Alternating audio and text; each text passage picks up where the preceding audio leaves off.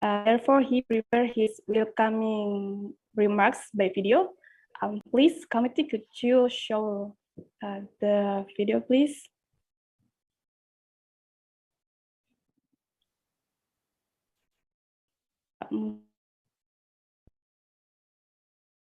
Prof. Nasrum is here. Assalamualaikum warahmatullahi wabarakatuh.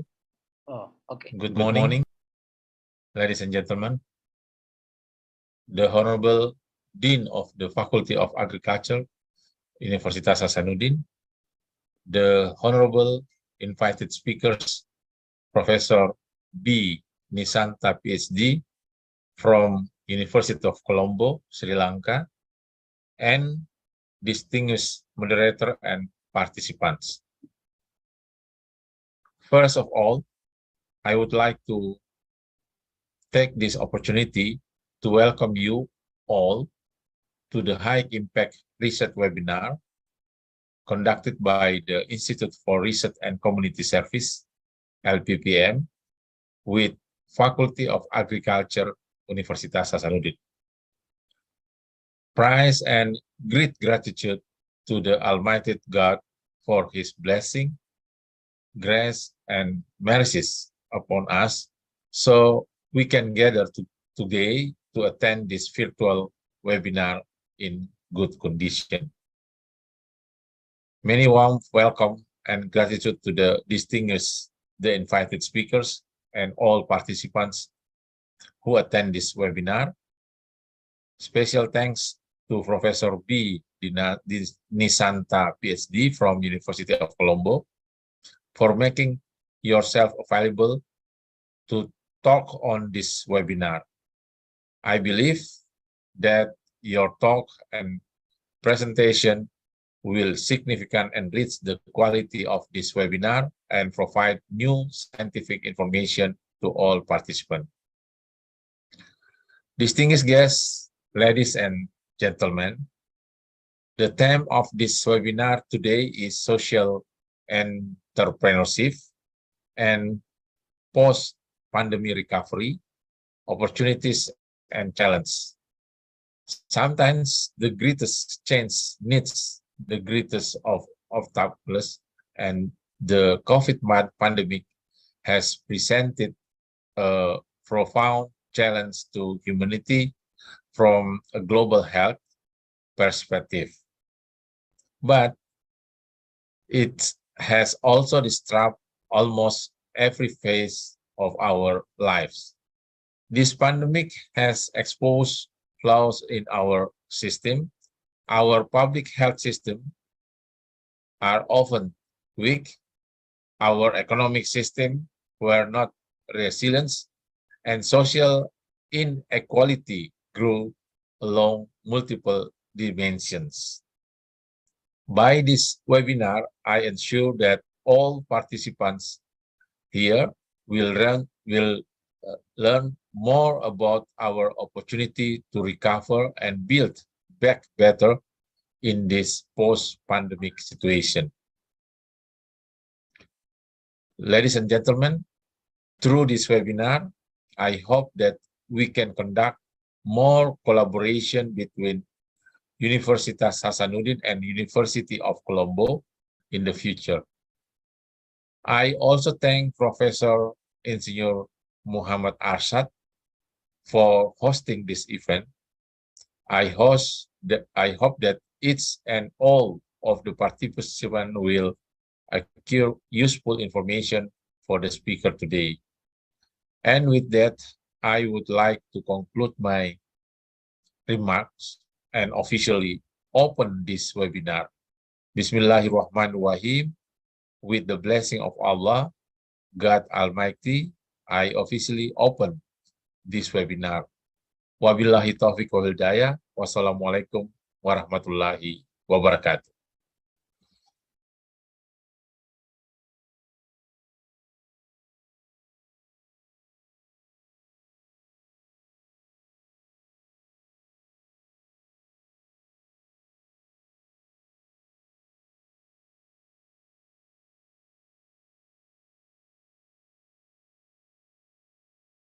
PhD from University of Colombo, Sri Lanka, with topic social entrepreneurship and post-pandemic recovery, opportunities and challenges. And also this agenda will be guided with Professor Insinyur Muhammad Arsyad, Sp.MK, Ph.D. as the moderator. We invite you all, the distinguished speaker and the moderator. Time and screen are yours. Thank you, Bu Isra.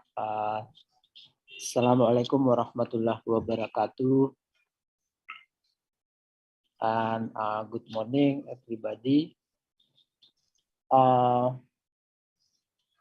Honorable Head of Research Institute and Community Services, Hasanuddin University, Professor Nasrum Massi, becoming host of this webinar series, and my Dean of Faculty of Agriculture, Professor Dr. Salengke. Thank you very much, Prof, for coming. And this kind of, not incidentally anyway, but I just request, and then I was asking him to coming, and then today he's coming. Thank you very much, Prof. Salengke. I know this time he has many things to do for Agriculture Association faculty in Indonesia, and he's still coming to this event. Thank you very much. And honorable speaker today, Professor Nishantha. First of all, I'd like to say thank you very much for your availability. Actually, when I was getting information from committee members in Research Institute and Community Services, Bu Isra, and also Professor Nasrum, naturally also Secretary of Research Center, Dr. Suharman, and I suddenly give your name anyway to the university, and then after that I was let to know what the situation anyway. So I think Prof. Salengke, Prof. Nasrum, I met Professor Nishantha 10 years ago. That's my last, and then pandemic COVID coming, and actually Professor Nishantha many function as academician in Colombo University after getting Ph.D. in Graduate School of Economics in Ryukuk University, which was also I'm coming for that university. So Prof. Nishantha, I think he give me short profile, then let me show you. Actually, okay,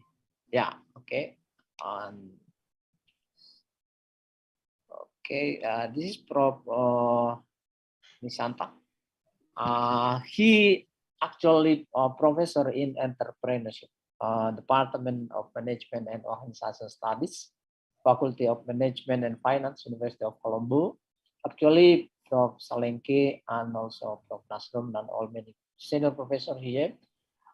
In the beginning stages of Colombo University had cooperation actually with Hasanuddin University, but we need through this event, Professor Nishantha, to renew our collaboration, the same thing, and then many things as Professor Salengke said and also Professor Nasrum said.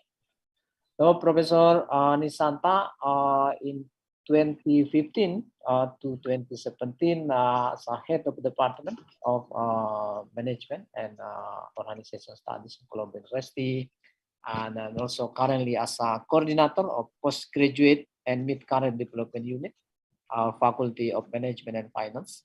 I think here also Professor Nishantha, we have as a participants, senior professor here, and also our master and PhD students, both in economics and management, and also many things in management aspect of this field.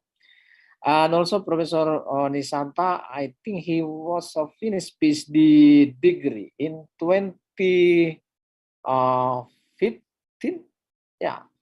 practicing entrepreneurship, and then actually his current research revolve around the entrepreneurial intention that especially for during pandemic era, And today we are expecting Professor Nishantha to share with us your experience, how the entrepreneurship, both social and economic, naturally, socio-economic and entrepreneurship, how the small and medium enterprises stay as a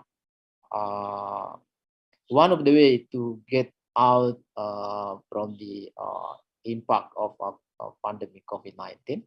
And now he also active as a member UNESCO affiliated entrepreneurship development programs. So this, of course, a short profile of Professor Nishantha biography. But anyway, along with our discussion, we will give the time to Professor Nishantha first. And then after that, we will have a discussion session. And please prefer the question to all the participants. And then we can have discussion after Professor Nishantha presentation.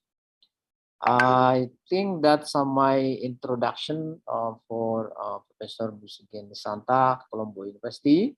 And to Professor Nishantha, I'll give you time, please. Thank you very much.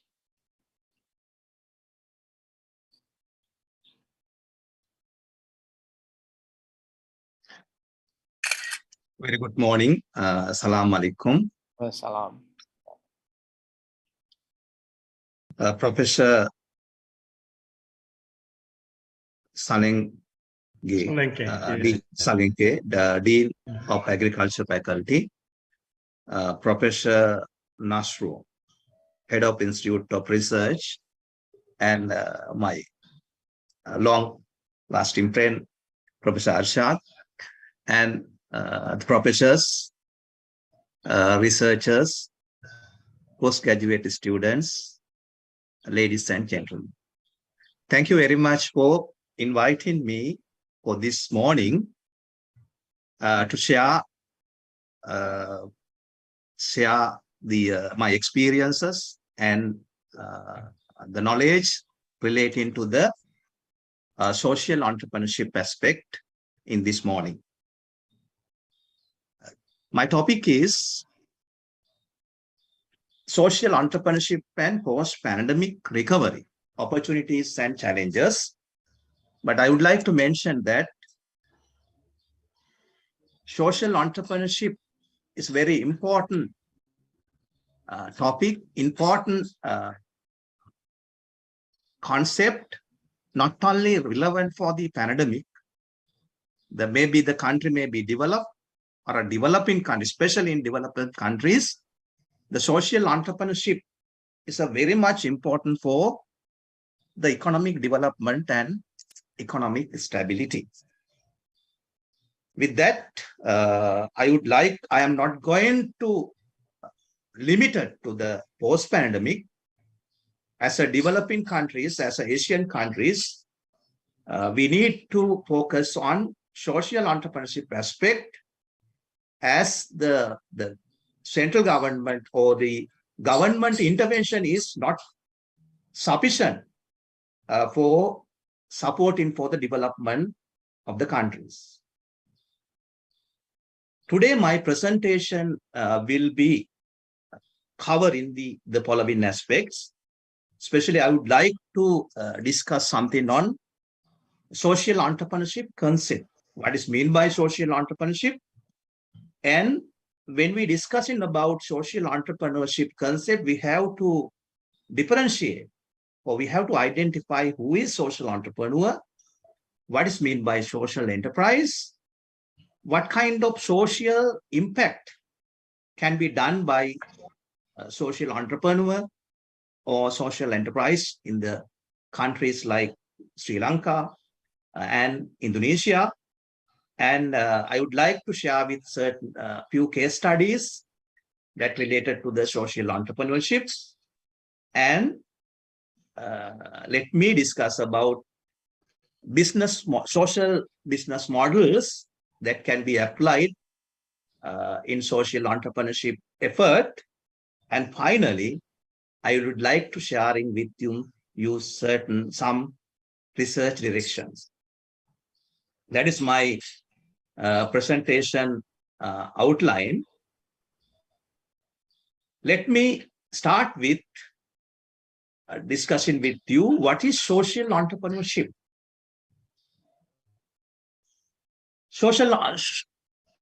I think the entrepreneurship is not a strange word for us, because we are living in the world that we are consuming goods and services produced by the entrepreneurs. The entrepreneurs, there are different types of entrepreneurs. Mainly, we can see the commercial entrepreneurs who are making innovations, who are introducing product and service to the market. At the same time, they are bearing the risk and they are making profit. We call commercial entrepreneurs. In addition to the commercial entrepreneurs in society, we can see and we want to see social entrepreneurs. And what is meant by social entrepreneurship? Social entrepreneurship is a cluster concept. You can see here, I have shown you in the kind of a set interrelationship. You can see here a few concepts such as social innovation, social entrepreneur, social enterprise, market orientation. Social entrepreneurship is a cluster concept. There should be a person who initiate this kind of a venture, this kind of business, or the entity. We call the person social entrepreneur. Then he should be started a venture firm to practice his social entrepreneurship. We call social enterprise. Then social innovation. You know that entrepreneurs are the people making innovations, introducing some new thing to the world, new product or service or method to the market. Here, there will be innovation, but not a just normal innovation. It's a social innovation. The social entrepreneurs are making social innovations. It's mean a novel solution to a social problem. We are encountering social problems, you know, that we have the problems such as poverty, the lack of education for the all. There are people who are eligible to go to the school, but there are certain less privileged families. Their children may be not going to school due to economic issues, lack of income.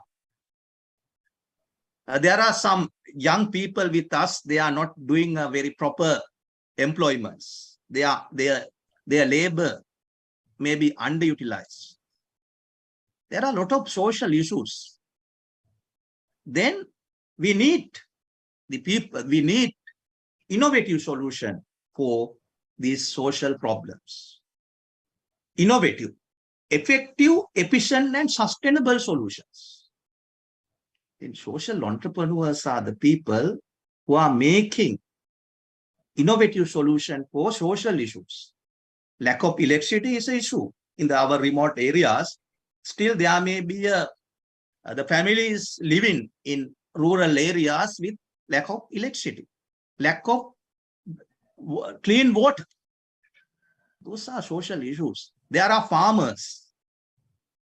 They have harvest, they have commodity, but selling to the public, selling to the customers, sending to the customer is an issue. Those social issues are there. Then we need innovative solution for these social problems. With these innovative solutions, there should be a social impact. With our solution is aiming to eradicate or minimize the poverty. With our innovative solution, poverty should be reduced. If the problem is the children who are not going to school because of their poor situation and negative attitudes of the family's parents, with our innovative solution, they should go to the school. That we call social impact.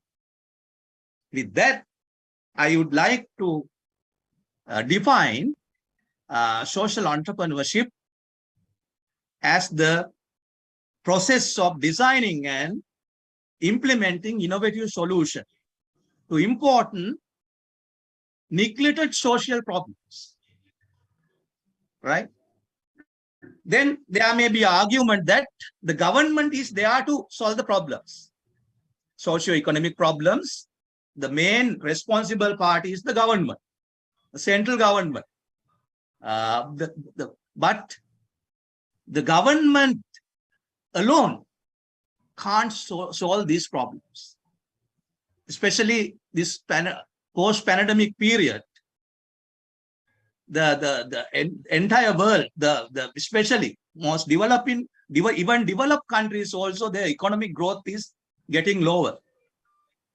Especially, as you know, that the country like Sri Lanka, we have more economic crisis. Then government, it's very difficult to solve all the social problems. Of course, government is trying. Still problems are there. Therefore, there should be a make solution for that. That solution will be the promoting social entrepreneurship, promoting social entrepreneurs. Social entrepreneurship lead to new socially responsible business model that focus beyond market liberalism. It doesn't mean social entrepreneurs are not earning profit. No, the social entrepreneurs also earning profit. That's why I have mentioned here market orientation. The enterprise social entrepreneurs will run the enterprises. They will earn profit. That's why the price is there. That's why market orientation. They will run the enterprises. They are making innovative solutions. And they are creating value to the public, solving social issues. That's why I told you there will be a social impact, positive social impact. Where this kind of social impacts happen? Social entrepreneurs are making social entrepreneurial effort in relation to the sustainable development goals. That is the way we can identify their social impact. The United Nations, as you know, have introduced 17 sustainable development goals. When you look at these sustainable development goals, they are expecting no poverty, zero hunger, good health and well-being, quality education, gender equality, clean water and sanitation, affordable and clean energy, decent work and economic growth. I am not going to tell all 17 goals. I don't think we can go to no poverty or zero hunger. But of course, the countries, we should try to reach, or our efforts should be aimed at achieving these sustainable development goals. The social entrepreneurs and social entrepreneurship should be aimed at one or more these sustainable development goals. There should be an entrepreneurial effort to link with sustainable development goal so that we can make societal impact, positive societal impact. We need social entrepreneurship. We need social entrepreneurs, especially our countries, because as I told you earlier, the government, only government can't solve all problems. In addition, that there are marginalized people, communities, may disabled people, poor people, widows, children, youth are there. They need support. And we need innovate, as I told you, as I highlighted you, innovative solution. This solution should be implemented with the support of these marginalized people. That is the very important point I want to highlight. We have to think of the solution that can be practiced with the participation of those people, the people who are underprivileged, who are facing these kind of social issues. With social entrepreneurship, we can support poor poverty reduction. Unemployment problems we can minimize. Marginalization, vulnerability issues we can solve. And lastly, we can attain sustainable growth and develop. That's why we need social entrepreneurship.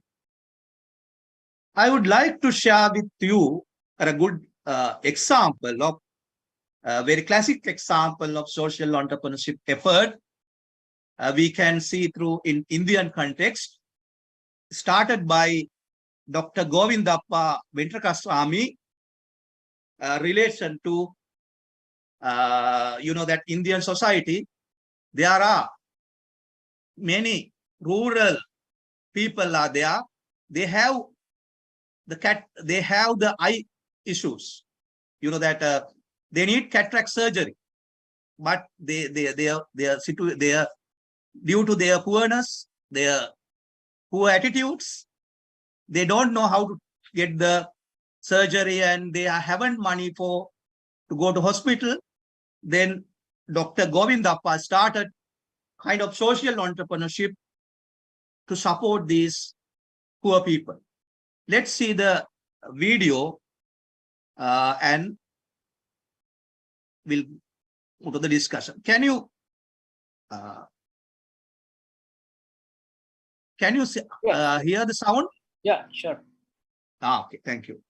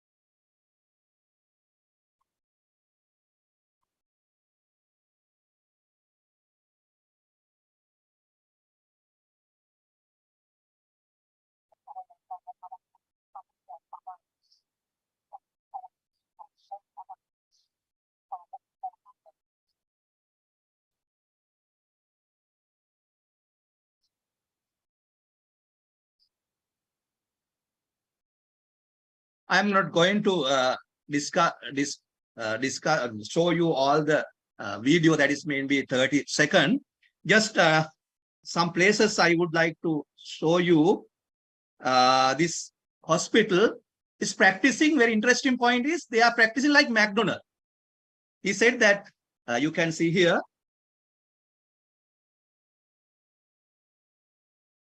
How do we do eye surgery with same efficiency as McDonald's?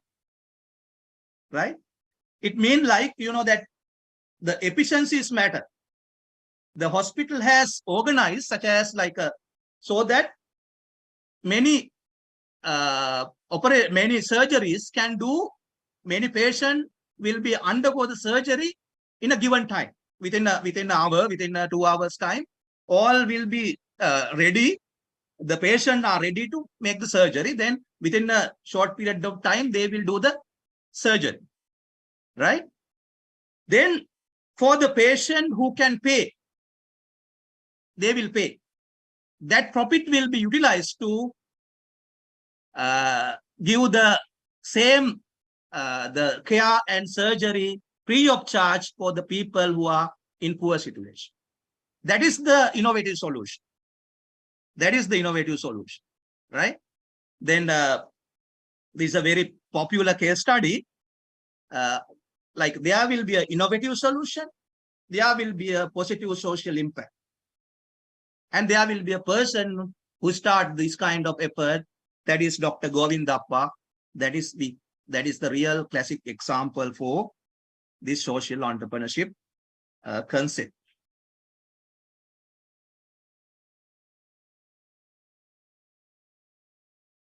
It is heavy raining. I think I don't know whether you can hear me. In the outside is the heavy raining today. Can you hear, Professor Arsyad? Okay. Right. Yeah. Then a social entrepreneur is the person who engage in social entrepreneurship by taking risk and innovating. The social entrepreneurship concept well explained by Muhammad Yunus, the Nobel Prize winner. Is a person with characteristics such as risk-taking, achievement-oriented, the leadership, dealing with certain uncertainties, using feedback after they are doing some kind of an innovative solution for the problems. They are taking feedback. What extent this solution is effective, and very optimistic, very goal-oriented. They have the self-confidence, time management. Those are the certain characteristics of the social entrepreneurs. There are 3 types of the entrepreneurs we can see this in the society. I would like to say the first one, social bricoleurs. Social bricoleurs is one kind of social entrepreneurs. They are trying to solve local social problems by using local resources and expertise. Let's see, in a village level, there may be an issue. Maybe lack of water, clean water, maybe lack of election. Then there may be a person coming in front, and he will discuss with the community and find the solution for the community-related issue. We call social bricoleurs. Very minor problems, the village level problems, the solving with the get the support from the community and provide the sustainable innovative solution. There is another one we call social constructionist. These social entrepreneurs are solving the problem rather more macro than the problems I mentioned as the first one. They are providing formalized, scalable solution for broader social problems. Scalable can be can be making more broader with the positive experiences can be expand the solution. That we call social constructionist. We can see this kind of entrepreneurs in our societies. Third one is social engineers. They will see very complex issues in the society. They will provide innovative solution for very complex issues. The Muhammad Yunus, the Bangladesh, the economist, the Nobel Prize winner, he provided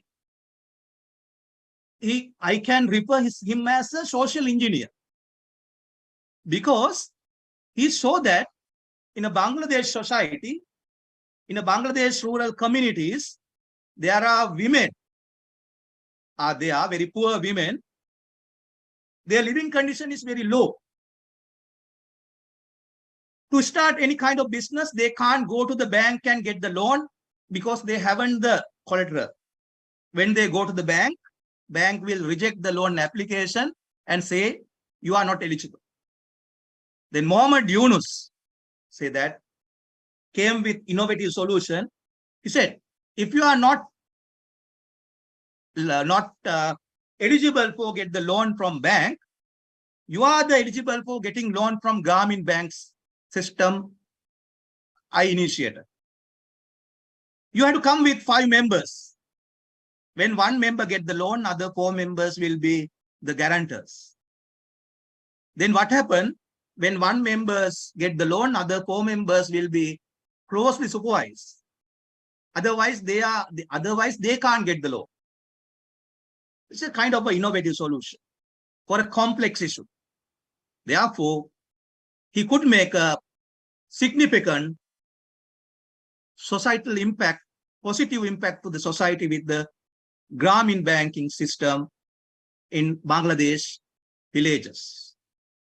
It's a social engineer, right? Likewise, in society, we can see social bricoleurs. They are finding the solution for very minor level problems. Social constructionists, they are making a little bit advanced solution for the solution that can be applied in different places, different regions. Social engineers, they are coming with the solution for very complex issues. These are some kind of social issues, challenges faced by the entrepreneurs and communities in Sri Lanka. But not only in Sri Lanka, in Indonesian context also, we can see this kind of issues. Lack of finance is one of the main issues faced by Sri Lankan entrepreneurs. The entrepreneurs say that we need to start business. But the problem is we are lacking the sufficient money, sufficient finance. Then, like a Grameen Bank started by the Muhammad Yunus in Bangladesh, still we have the opportunity in our context. The social entrepreneurs can start a very similar concept to solve this kind of issues. Substantial percentage of young people, especially in Sri Lanka, are engaged in non-value adding economic activities. In Sri Lankan context, that is one of the issue where young people, you know, that when come to the after school leaving, they thinking they want to become a, you know, the taxi driver. Especially in Sri Lankan context, there are 3-wheelers, triso. In Thailand, we call tuk-tuk, right? Then the young people try to become the taxi driver, triso driver, 3-wheel drivers. Then non-value adding activities. How we can bring them to the very effective economic opportunities, right? Especially in Sri Lankan context, where affected areas are there. We have 30 years civil war. Then there are disabled people, former combatants, widows. If we can start the social enterprises to support them, you get their commitment, right? That will be the advantage for the economy. especially in this kind of pandemic situation. Aging population. You know that aging means senior citizens. In Indonesia or Sri Lanka, there are senior citizens with different caliber, different skills. Why don't you think of the social entrepreneurship effort to get their skill to the younger generations, to transfer their knowledge to the younger generations? There are huge opportunities. Access to market is a barrier for entrepreneurs. Not only entrepreneurs, you are in the agricultural faculty, there are farmers. Their commodities go to the market and bring the market by the intermediary people. The intermediary peoples are getting the high profit. The farmers, the rural entrepreneurs are getting only the very low price. Why we can't make the social entrepreneurial effort to provide a solution for find the market for these people? Farmers. That are some of the issues and the area we can intervene with social entrepreneurship effort. So far, I have discussed about social entrepreneurship. Now I am coming to the social enterprise. The person is the social entrepreneur, then he has to start at an enterprise for that. The intervention should be coming with a firm, organization. That is we call social enterprise. It is like a normal business unit, business organization. Difference is business organization main purpose is profit, but social enterprise main purpose is social purpose, social mission, solving the solution for the social problem. Profit will become, but profit will be the second. The first should be the solving the social issue. Especially social enterprise purposes will be aligned with triple bottom line: people, profit, and planet. We have to serve to the people, we have to serve the environment, and we have to earn the profit. That's that kind of triple bottom line. People, planet, profit should be the purpose or objectives of this kind of enterprises. These enterprises can be started with grant or donations, savings, subsidies, but they are not sharing the profit. The profit will be mainly used to expand the service, and profit will be used for the provide the community benefits. Then there will be a question from you. Some are making the advertisements, promotion, I am a social entrepreneur, but they are earning profit. There is a kind of contradiction, but I can say profit will be there in today in the contemporary world. Social enterprise people, the people who are doing social enterprise also earning profit, but the priority should be given to the expand in the service and provide the more benefit to the relevant community. Therefore, as I told you, we have to give priority for economic equity and environment, profit, people, and planet.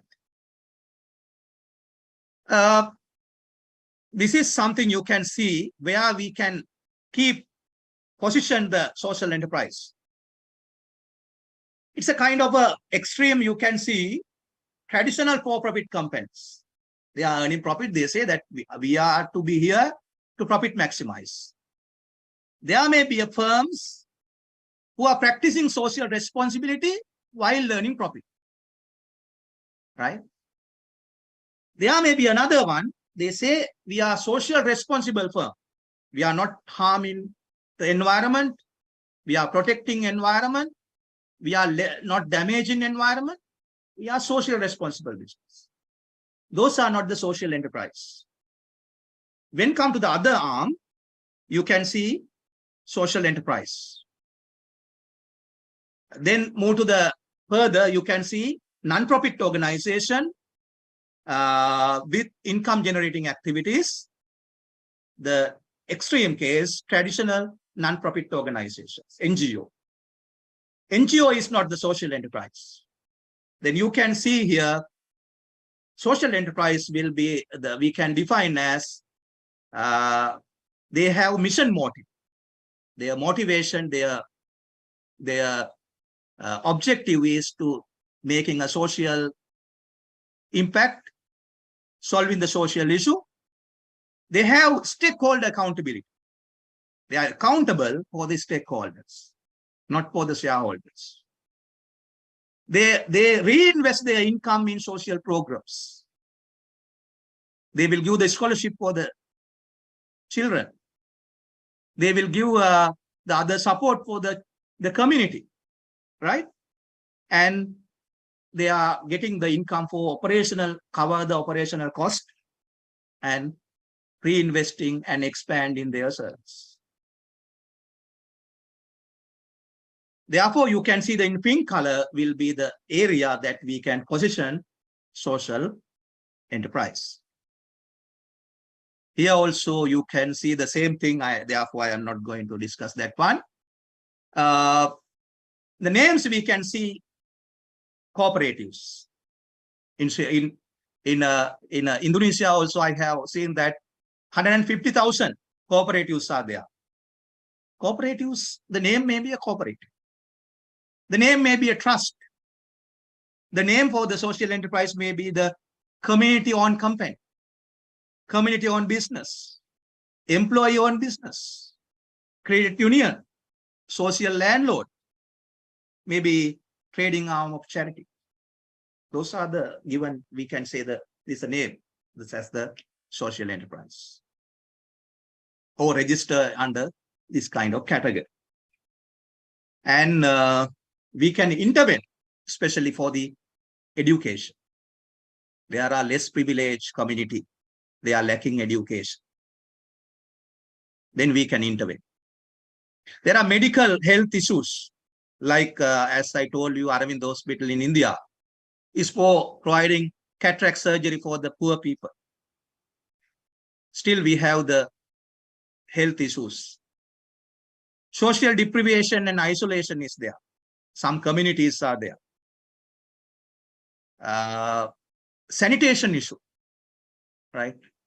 And infrastructure development, there are road, electricity problems are there in our villages. Infrastructure development, sustainable environment development, poverty reduction, market, access to market. Those kind of areas are there, we can intervene. When you look at the data, the survey conducted by British Council in the different countries, I have seen these figures, the existing social enterprise in Indonesia and Sri Lanka, existing the social enterprise, what are their objectives? Why they have started? What for? 21% of social enterprises in Indonesia for food security issues. To solve the food security related issues, they have started. To poverty reduction, 19%. Make cities and settlement inclusive, the cities development, 14%. Peace and justice, 12%. When it comes to Sri Lanka, creating employment, 77%. Access to quality product, 54%. What I want to say that still the existing social enterprises or social entrepreneurship effort related with certain problems, but still there are many problems. They are still, we haven't started social enterprise to focus in them, right? That is the I want to say, show you.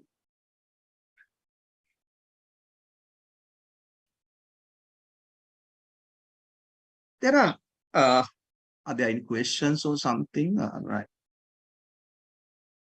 I hope Mr. Nishantha's presentation material can be shared here. Yes, I will share it. Social enterprise models. There are certain models I would like to share with you. You know that if you know the models, we can start at align with that model. There are young researchers here. The students are here. If you think to start the social enterprise, what kind of model you can apply, right? The one model I would like to highlight, the first model, is we call entrepreneur support model. You can create a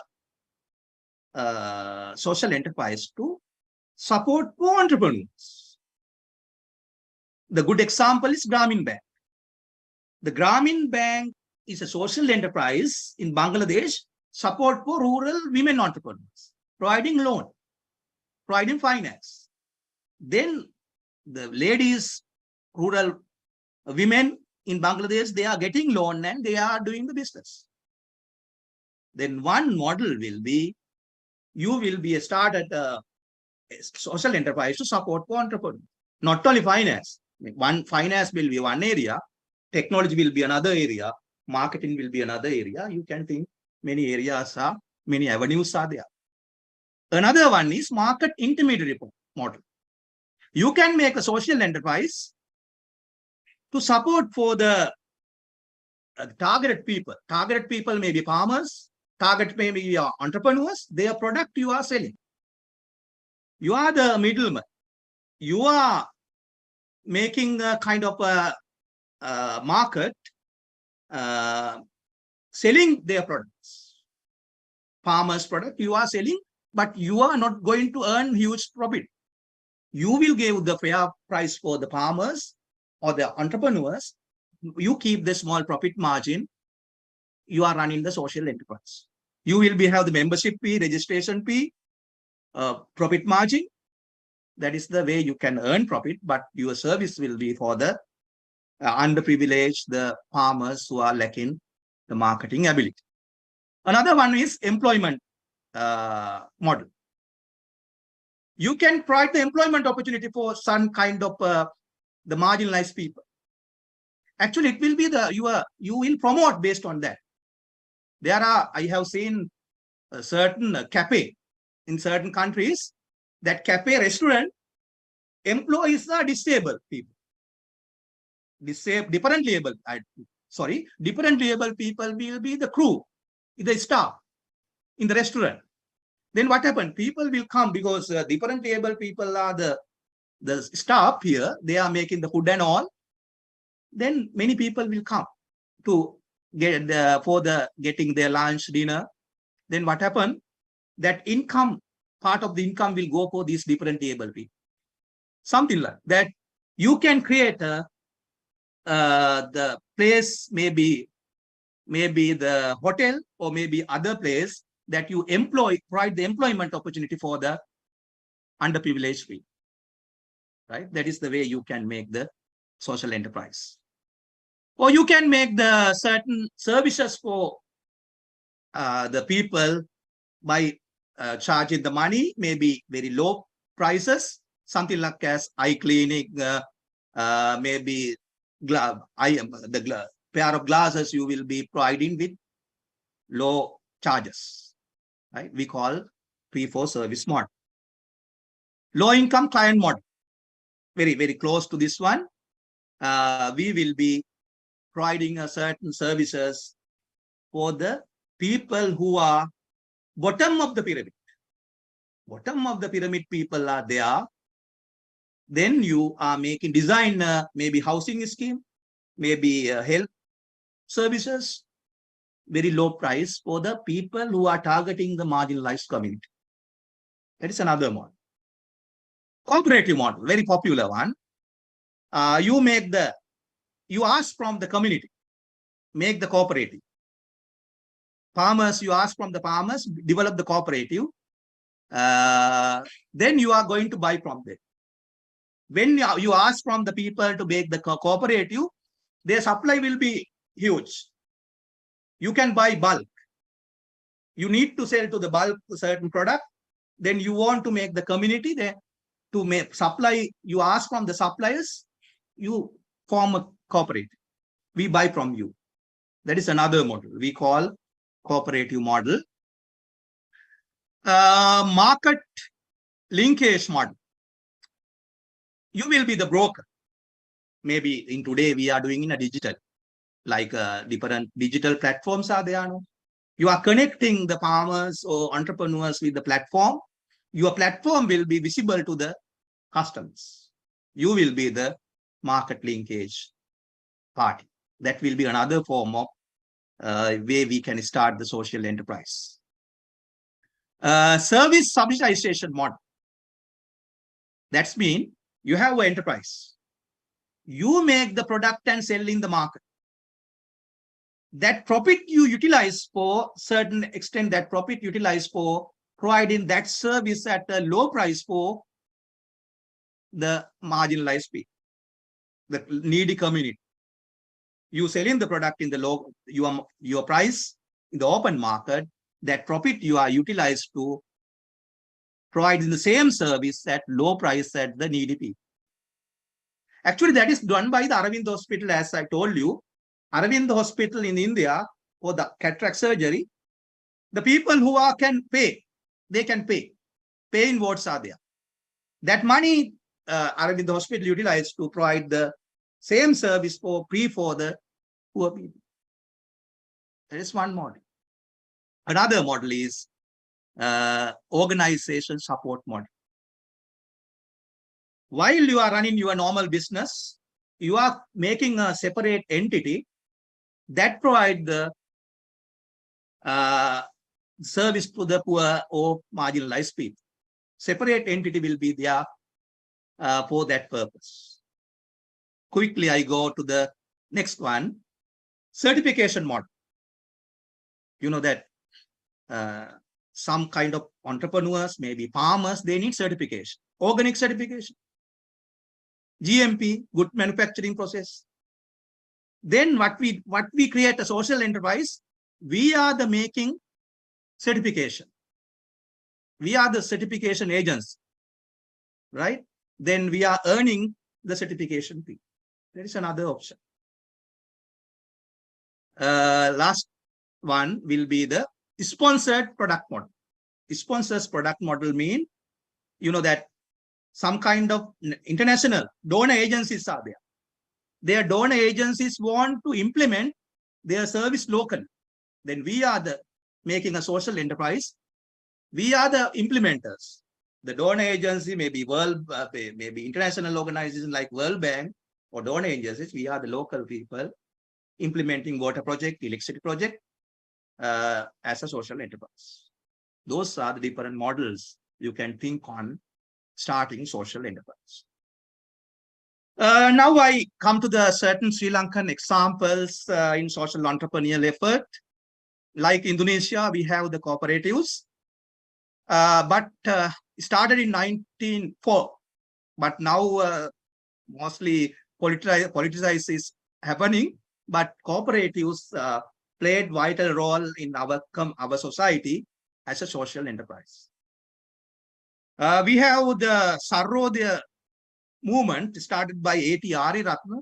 It is very similar to the Muhammad Yunus Grameen Bank system, but not only the providing finance, they are providing many kind of services to the rural community in Sri Lanka. Started since 1950s, that is operating in Sri Lankan context, providing service to the very poor people.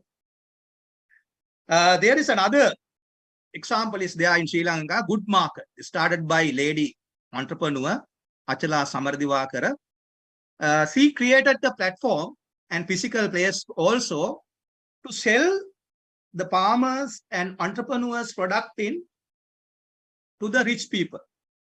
She has made the sales outlets in Colombo and the digital platform also. She making visible very poor peoples and farmers product in the Colombo and international also, so that the farmers and the entrepreneurs are getting sufficient price for their product. And very recently started the Helabojun. Helabojun means the restaurant system. Started by the Ministry of Agriculture. It is something, a restaurant situated in urban areas, right? That restaurant, there are small stalls. Within the very large restaurant, there are small stalls. Those stalls are belong to very poor women entrepreneurs, right? Then the food items are there, very local, indigenous products, food items are there in this restaurant. Then what happened? The people, the customers, there are many customers visiting this restaurant. These customers have options because different stalls are there. Different variety of foods are there. Then many people will come and they get their lunch and dinner. Those income will go to the individual women entrepreneurs. They will pay for the rent for the place. That is also the social enterprise happening in Sri Lanka. When come to the Indonesian context, you know that very popular character I have seen, Tri Mumpuni. Tri Mumpuni is a very popular social entrepreneur in Indonesian context, philanthropist, social activist. What she did is micro hydropower innovation, micro hydropower electricity solution for the rural Indonesian villages. She making a very huge social impact to the Indonesian society. Therefore, she has recognized by the many places in the world. I have seen the Obama has appreciated, and you know that the Kim the many places, many society, many associations recognize her contribution. Just I will share with you the part of her contribution. You have seen it, but just for the audience, we will just see what she is doing.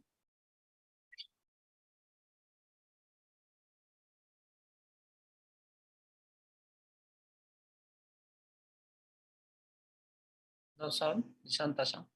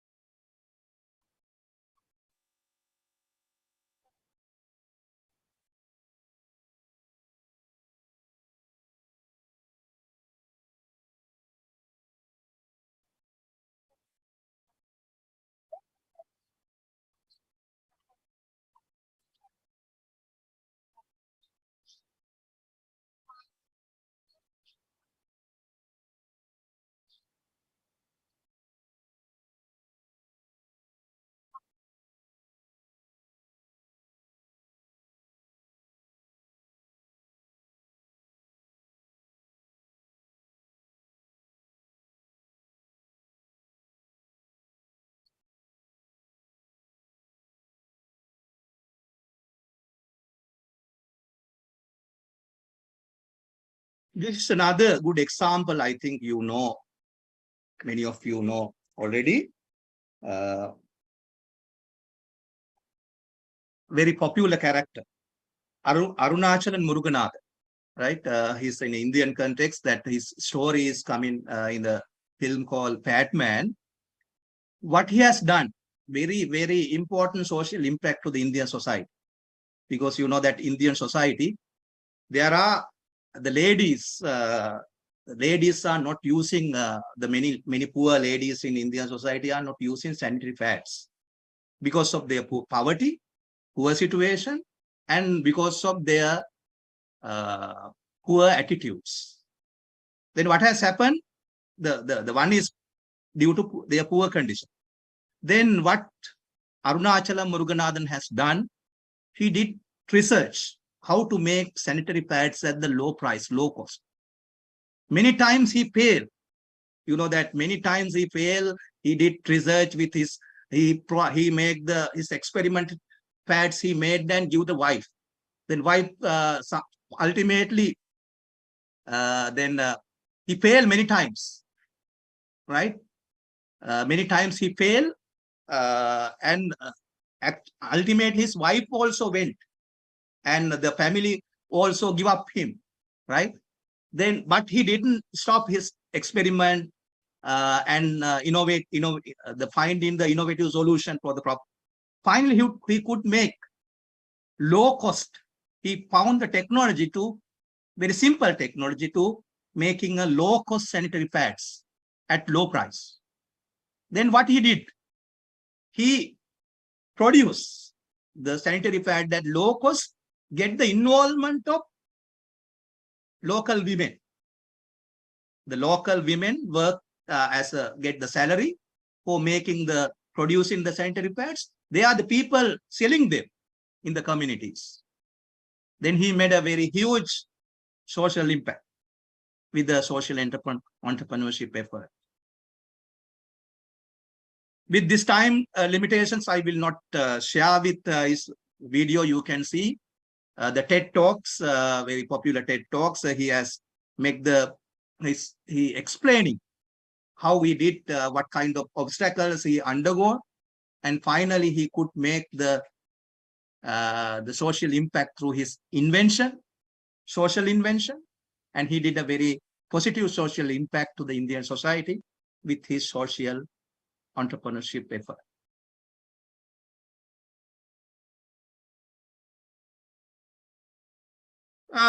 Then I will come to you that how we can identify social problem. Where I can start? Where are the social problems?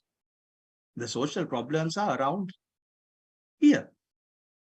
You can become a social entrepreneur by finding the problems by yourself, because you are a part of the community. You see the community issues. You are observing day by day. Then you can understand the social issues by yourself.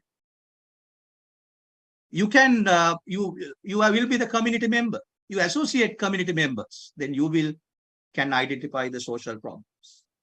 You will see the certain issues in the media, social media, even social media. You can find the social issues. Actually, here we can use the concept is there, we call problem tree. We see we are seeing the effect, not the problem, not the causes.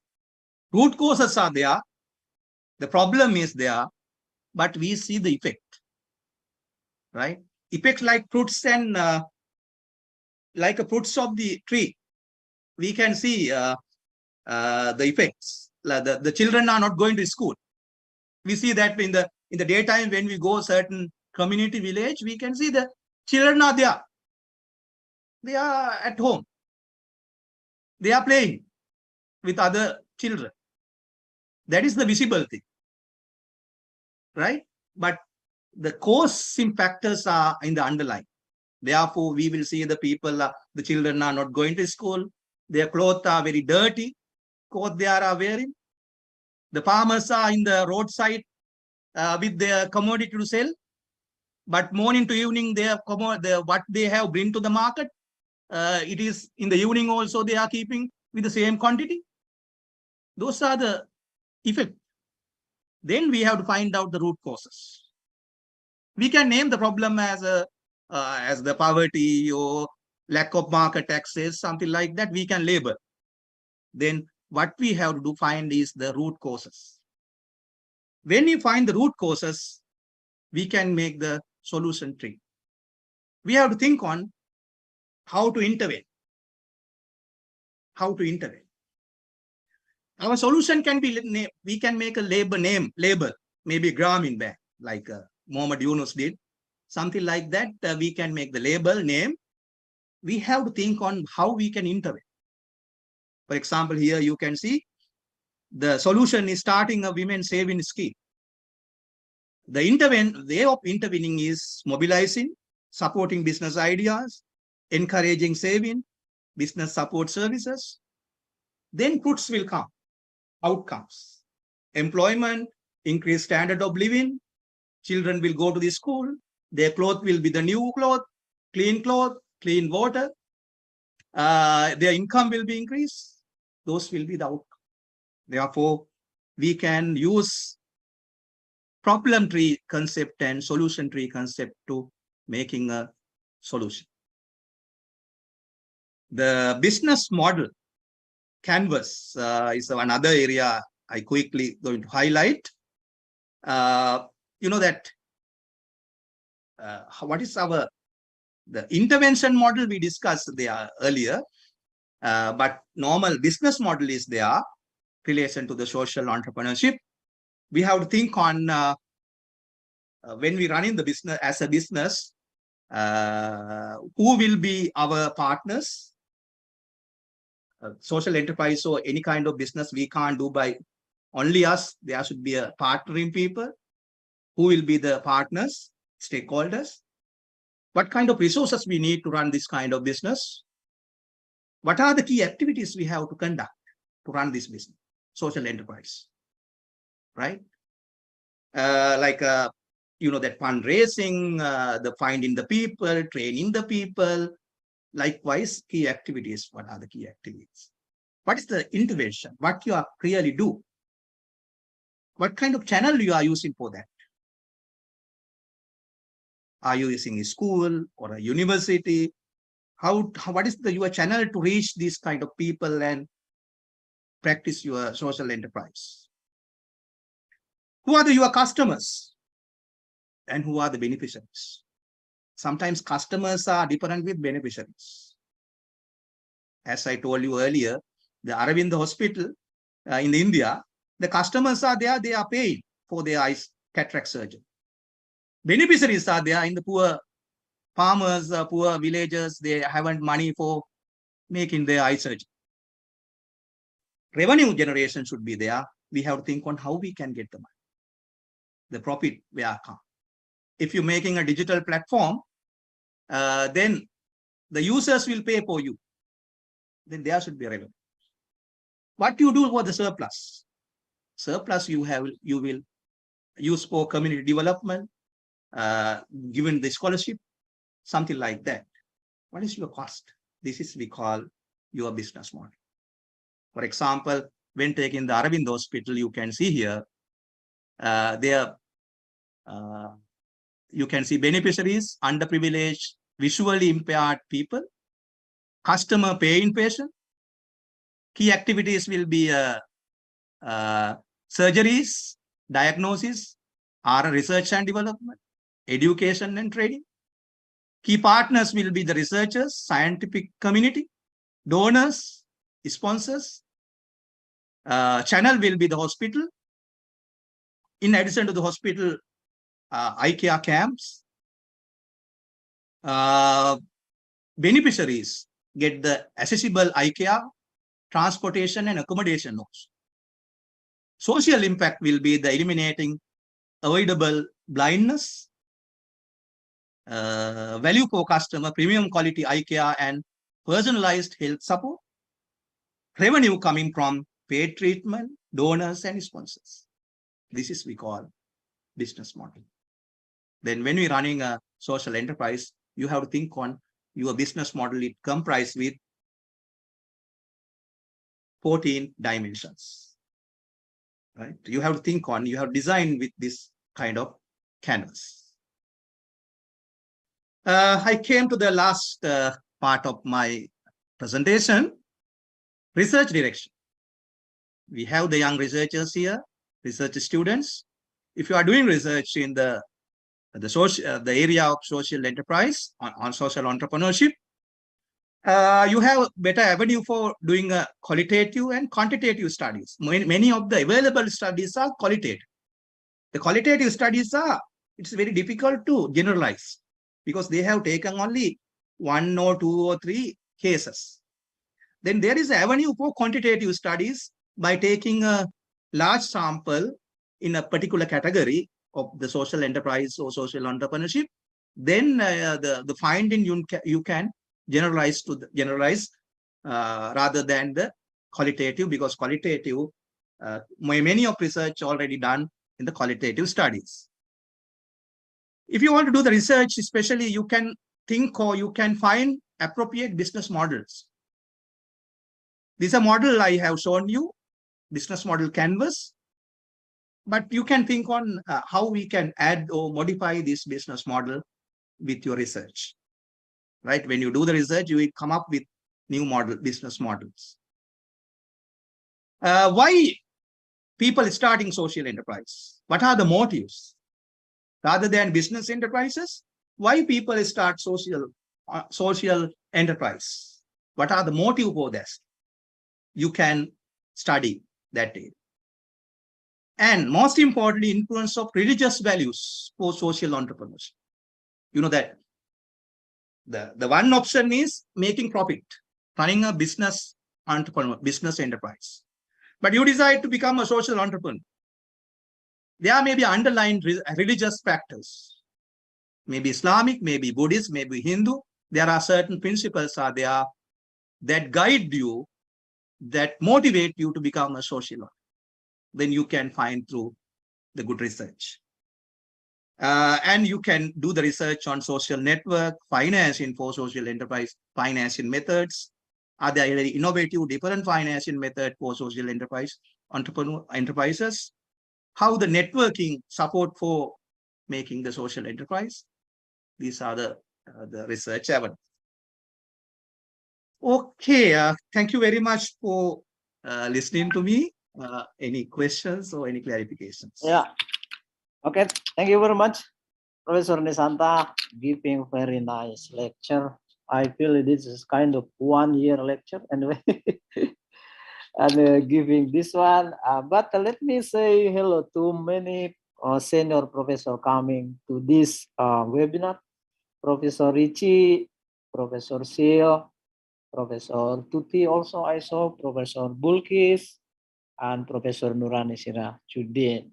Well, we have Nishantha sang many women's professor here coming. Okay, and then also many university from outside. I saw this one. In this case, not only from Hasanuddin University, but also outside of the University Hasanuddin in Indonesia anyway.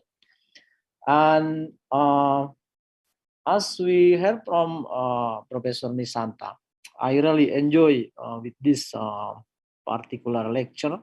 You introduce social entrepreneurship, which was commonly we understand that this kind of economic entrepreneurship, and you're coming with a new concept, say like that, and then with using a social entrepreneurship. And you introduce kind of a social motivation and sustainable solution, which is very, very important. And also giving me a very nice example for ASEAN example, Indonesian, Sri Lanka, and also Indian society, and then how we can solve the social problems, especially. And then I got some of the keyword or point from the Muhammad Yunus Kramen Bank. Well, Actually, I also appreciate because you give us the way of Muhammad Yunus thinking and giving how the social impact out of the poverty in rural area, which is very, very important. And but I was interested to how the hospital like McDonald anyway, and then that's a free of charge, a very nice example, and then contradiction between economic and social entrepreneurship. That's a kind of more we need deep discussion how the social purpose coming within this situation, because in some stages giving economic benefit, but we have to also get in social purpose of this situation. Anyway, thank you very much for this very nice lecture. However, if any participant who want to discuss with Professor Nishantha, just relax to give question anyway to Professor Nishantha, and then if any participant who will give, okay, I saw Bu Ayu Anissa Amir. So Nishantha Sang, Nishantha Professor, you can call her Bu Ayu. Bu means here is Miss, and she is well that junior faculty member, and then teaching entrepreneurship for the students, bachelor. Okay. So, I think I'll give her time to ask you. Please, Bu Ayu, you can ask whatever you want. Okay, thank you, Mr. Arsyad, and good morning, Mr. Nishantha. Morning. Okay, nice to see you, and really interesting presentation. It's all about social enterprise, because if we can see our entrepreneurship in Indonesia, mostly about commercialization about product, and because our mind is still border in with high profit, how to get easy profit with less effort. So the product is a easy way to get profit, and because social enterprise is I can't see that really hard, because there are some programs in Indonesia. Actually, I ever seen in Bogor, in West Java. There are program which student create that as nabung sampah. So nabung sampah is we as enterprise, we as a company buy all plastic trash in household. So it's not new for me, but it's hard for me as a entrepreneur lecturer, because it's driving most people. Social entrepreneur, we must have a power. We must empowerment people, and we need the power to driving most people, and we need consistency about that. So what should we have as students, as a lecturer, to raise our spirit to build a social enterprise? Because I mean, in a short time we can't do profit with social enterprise. Even we don't have profit with social enterprise. Social enterprise here mostly non-profit. So I need your suggestion. Okay, Thank thank you. you very much, Bu Ayu. Thank I think Professor Nishantha, you can get a point, but two critical points. She said that it's hard to be as an entrepreneur because we need at least two important things: power and and also power and consistency. How? Probably Professor Nishantha has a Yes, kind of that's a very good idea and very good questions. Yes, so running. Actually, conceptually, we can say that social entrepreneurs are not making profit, and they will give more priority for the social issue. That is conceptual. In practice, I have seen many places that profit is there, but that the more priority given for the problem, that is the most important thing. The society has the problem, no? Then we have to give the priority for that. At the same time, the person who initiating, the person who coming with this kind of solution, earning profit is not a bad thing. Conceptually, we give, okay, social enterprises are not earning profit. Conceptually, give the most priority for the social issue, that is fine. But in the practice, we have seen that many social entrepreneurs are there. They are living, their living condition also good. But at the same time, still there is a moral thing is there. That is, they give priority for the problem, solving the problem. Profit will be there. That is there. That is, it is no harm. It is okay, because the solution is the matter. The society has the problem. Solution, we have give the priority. He's earning profit and keeping profit portion by himself. That is okay. Eh? That is my idea. And as a university, we can, when we're teaching, like I'm very happy that you are the lecturer related to the entrepreneurship. We should try to inculcate like a social entrepreneurial concept and ideas in our students that we have to do. And in our university, I initiated a business idea competition for the students annually. Then when we asking students to present their business idea, then in the presentation and the evaluation, we have allocated criteria, like what extent that idea is aligned with social aspect. So provide the solution for social issue. Then they will think how we can start the social enterprise. Okay, thank you. Yeah, welcome. Any response, Bu Ayu? Okay. Yeah, about our society, Mr. Nissan. Yeah, there are so many problems in our society, but our response about the society is still less here, because our business and that's not our mind. So I think I got solution for my how to improve attention of students.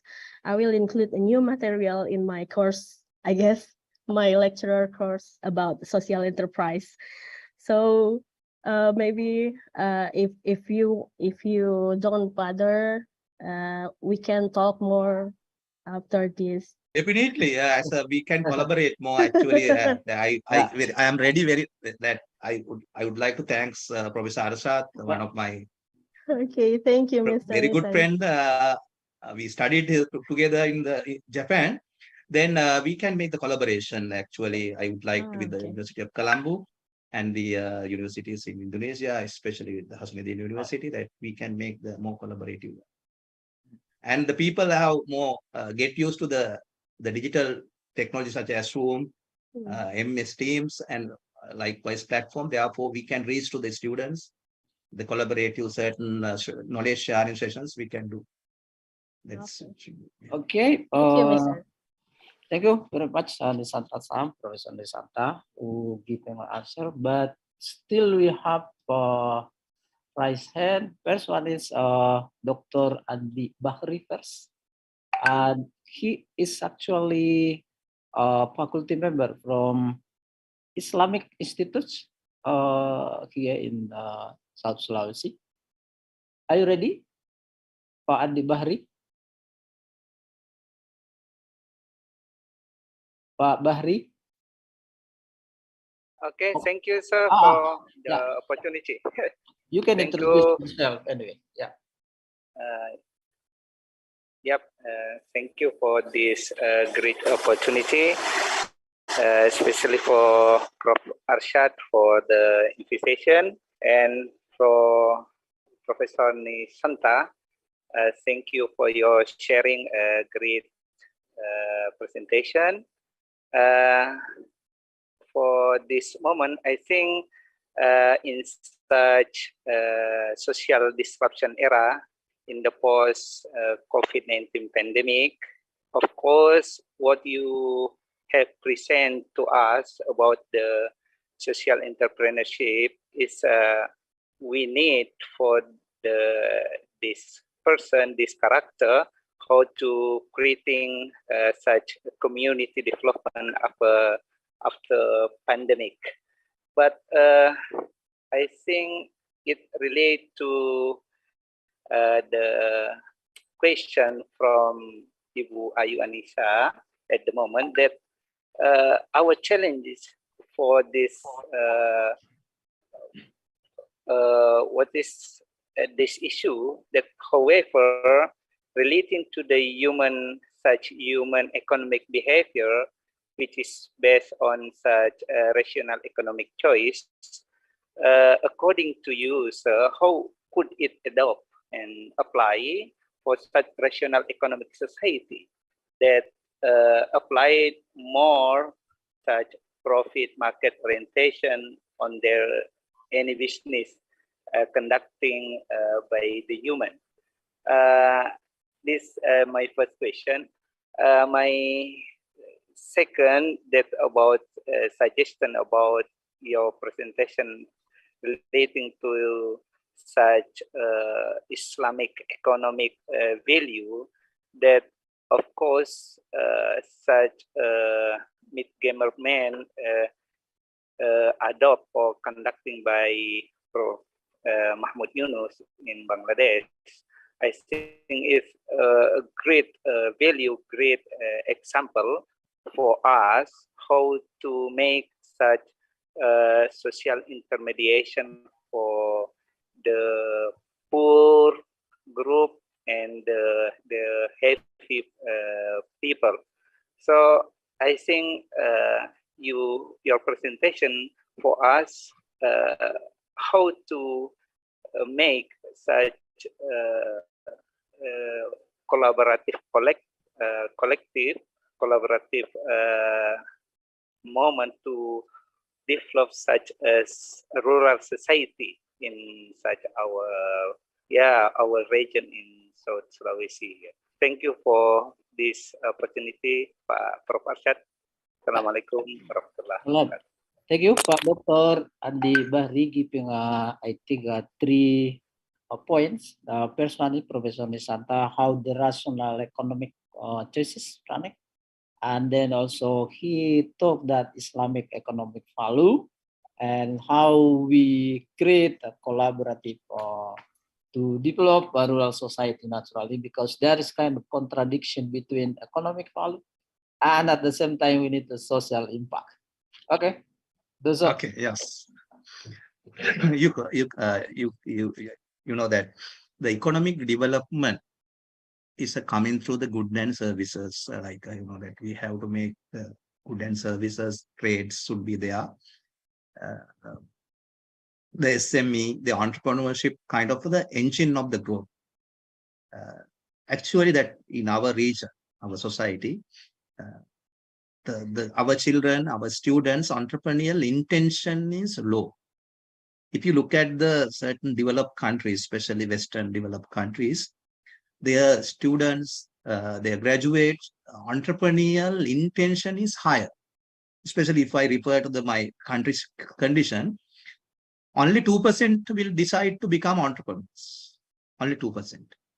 I couldn't refer the Indonesian context. Maybe 2 or maybe maybe even 5 is not enough. Like it should be go to like a 9, 10, something like that. Then only the supply of goods will be increased. Especially it may be a local consumption, or maybe especially we can earn the foreign exchange. No? That may the development we need you know that it is related with the how much money inflow the foreign exchange will come to the country. It's more related with entrepreneurship, especially when come to our farmers, when our rural community, they one of the problem is the low value addition. We can think on developing entrepreneurship, especially we can inculcate entrepreneurship for the subjects in schools, in universities. Even the person may be study medicine, the person may study engineering, person may be studying agriculture. The entrepreneurship subject should be included in the syllabus, right?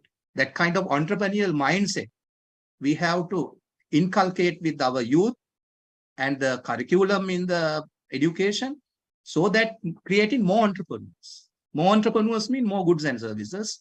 Then the economic point is there. Then the commodity supply should be increased.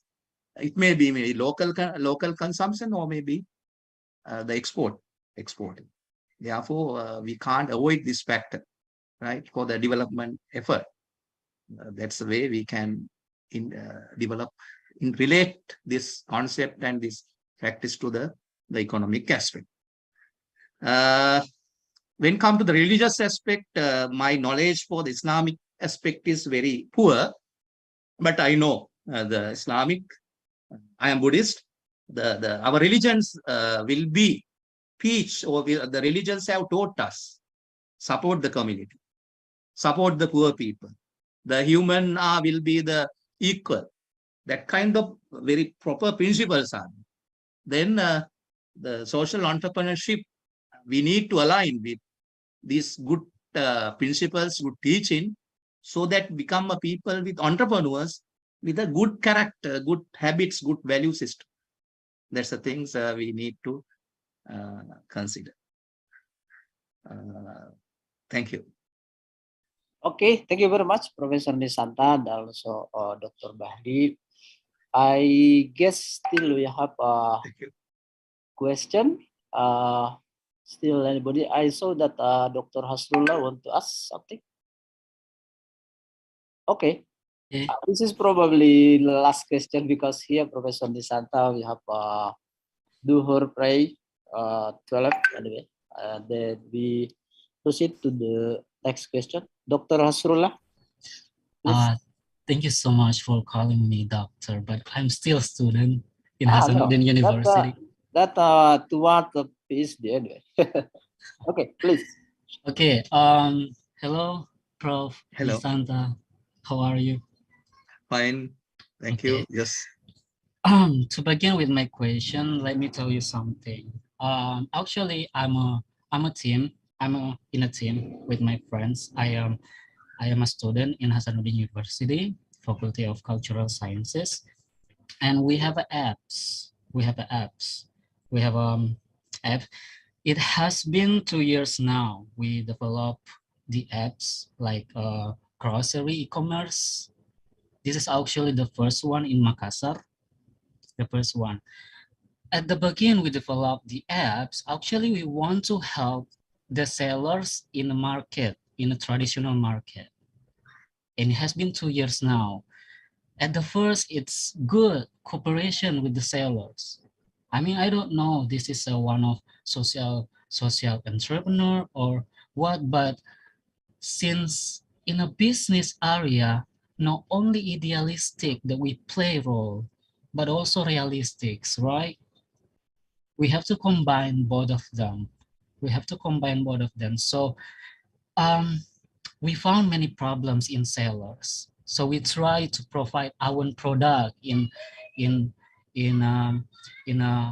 our apps, rather than, cooperate with other sellers anymore, So what do you think about that? I mean,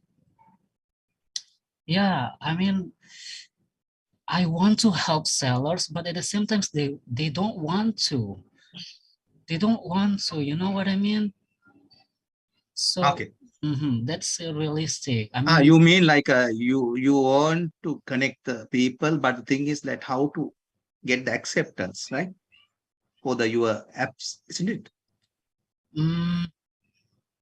at the beginning they accept because you know COVID-19 in traditional market of Makassar there was rare to visit the market because we have lockdown.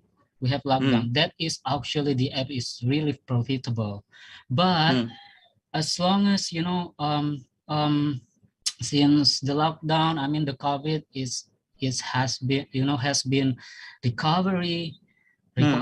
The seller is not want to he doesn't want to cooperate anymore. I understood. Yes. Yeah. The thing is like you know that the people still they are not ready to use the digital I think media, so. digital equipment. Then still they like for the transaction they do only very physically. Yes. Right. That is the thing. Yeah, that may be. It's a generation related things. I'd say that you don't demotivate with that. We will have to work in with the next generations, generation alpha. Is it right? This is happening with because that is still our maybe farmers, maybe sellers like a generation X and Y. They want to see the pace. They want to see hello, salam alaikum, like the pace that they want to see each other. But the don't in Sri Lankan context, I observe that the very younger generations, the new generations, more addict to the smartphone, digital platform. That tendency is there. Therefore, I can say like don't demotivate. That is very difficult. I can understand it's very difficult to that making popular among the people because they are still in the lagging with that, right?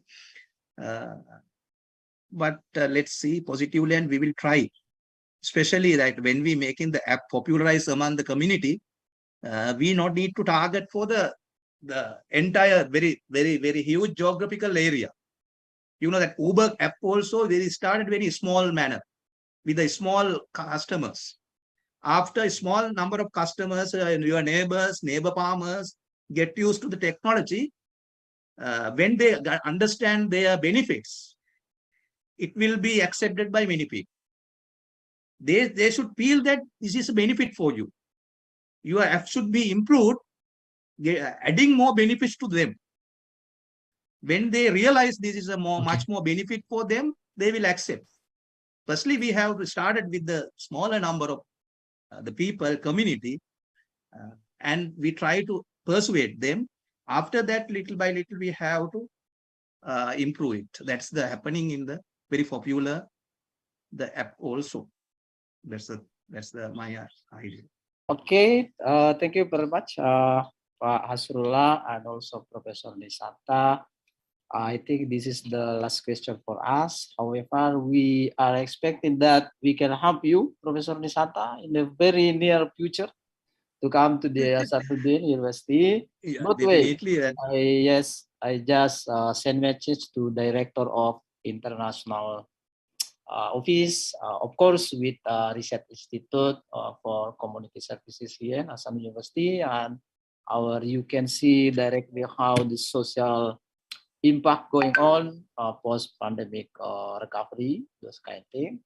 And before going back to my Dean, Professor Salengke, I'll really thanks once again, Professor Nishantha, for your coming today. I know that in Colombo, you start at 7:30, right? And then here at 10 o'clock. And still I am at home just because sure. here's 9:30.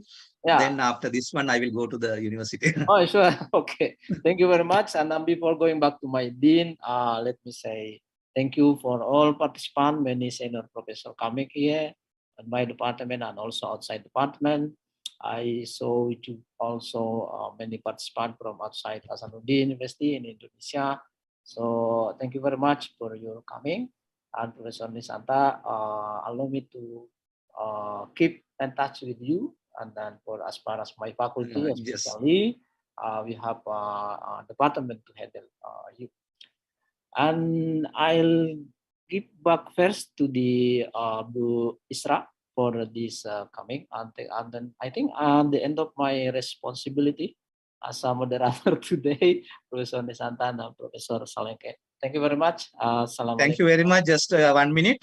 Actually, that I would like to thank Professor Arsyad for giving this opportunity, and the same time the Professor Salengke, the head of the faculty department, and the Hasanuddin University. This is a great opportunity to present my ideas with you. It's a very great session that many good questions came. Thank you very much. We will meet again. Yeah, thank you very much. Please, Bu Isra. All right. Thank you very much for our speaker, Prof. Nishantha, Ph.D., for your valuable knowledge and time. And I also say thank you very much for our moderator, Prof. Engineer Muhammad Arsyad, for guiding this webinar. All right, ladies and gentlemen, before we officially close our webinar, we want all the participants here to open your camera because we want to take photo together with our speakers. Please, I will count in 10 seconds. Everyone, please open your camera.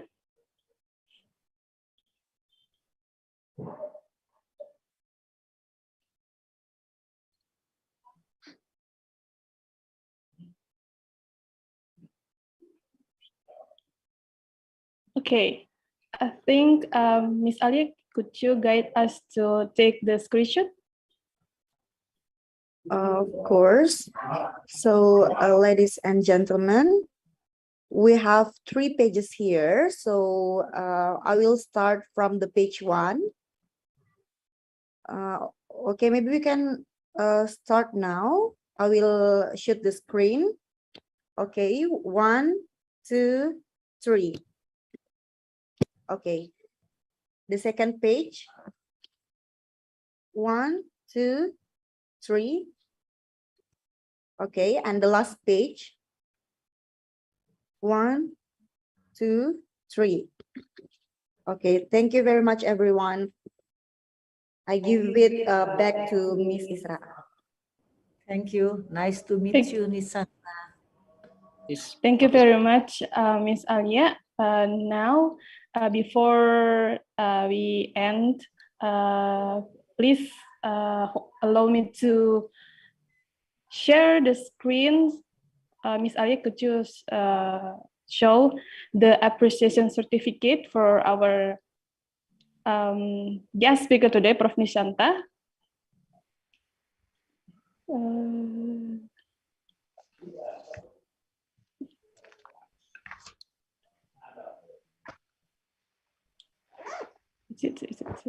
All right. Professor Nishantha, this is our certificate of appreciation for you from our head of Institute for Research and Community Services, LPPM Universitas Hasanuddin, Prof. Nasrum. And another one for our moderator, Prof. Engineer Muhammad Arsyad. This is the certificate appreciation as well for guiding us in this webinar.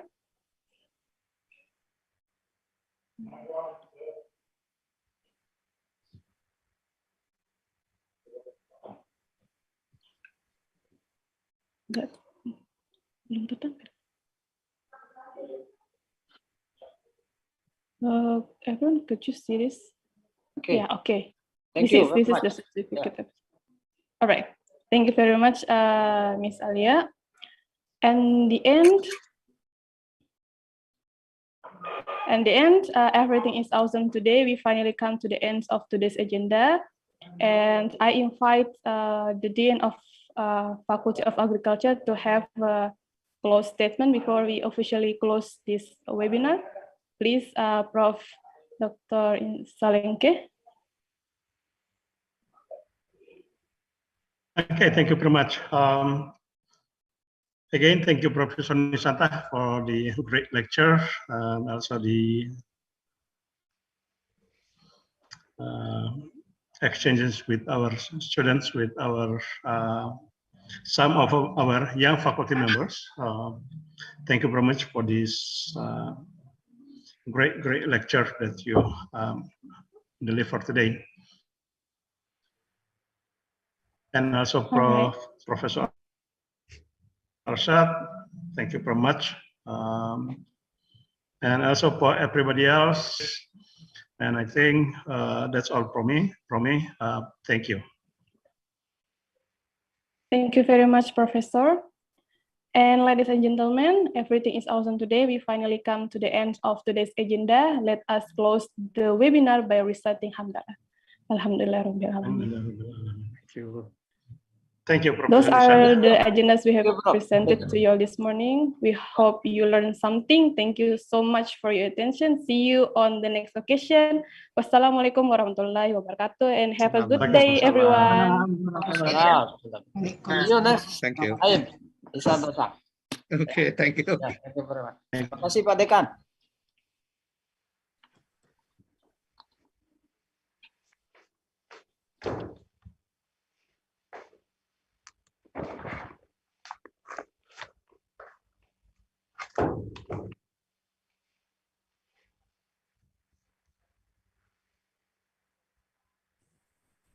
Mantap, Prof.